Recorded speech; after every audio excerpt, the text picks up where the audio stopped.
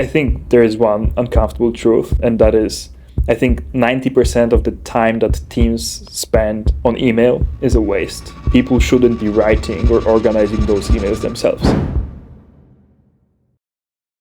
So when did you decide you're going to change everyone's relationship with email? So as a founder, I was getting a ton of emails and they were very repetitive. And so, I was spending a lot of time writing the same things and my intent was very clear. So I asked myself a question, can I automate this? And of course, I didn't want any AI to send emails automatically for me, but maybe it could draft responses so I can just look at them and approve.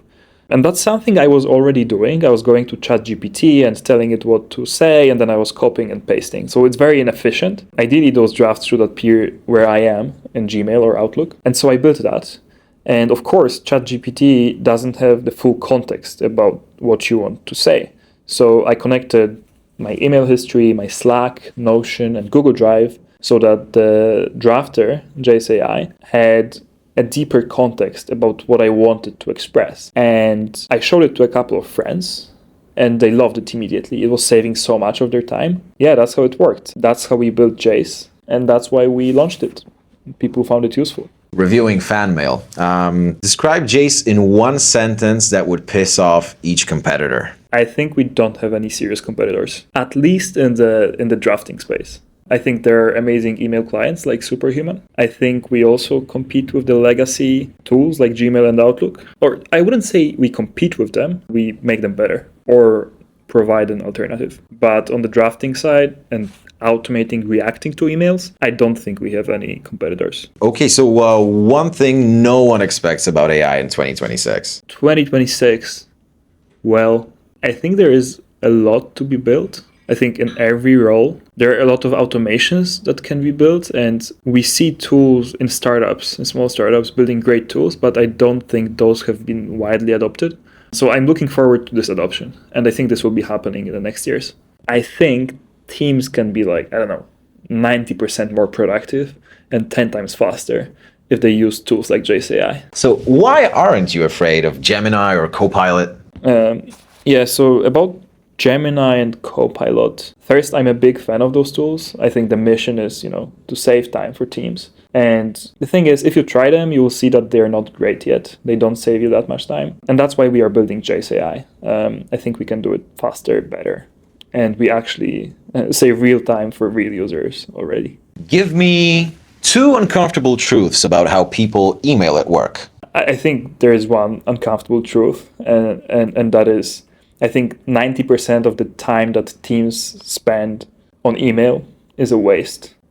People shouldn't be writing or organizing those emails themselves. It's just a pure waste of time. And I think in 10 years from now, we will be laughing of that. All right. So pick one.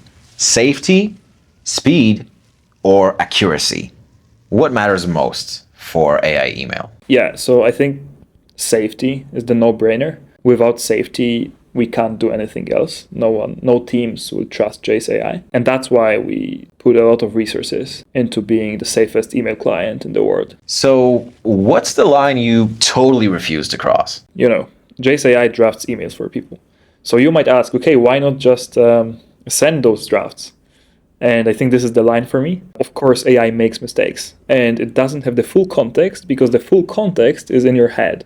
It's not necessarily in your email history, in your Slack or Google Drive. So we will never have the full information or understand what the users want to express.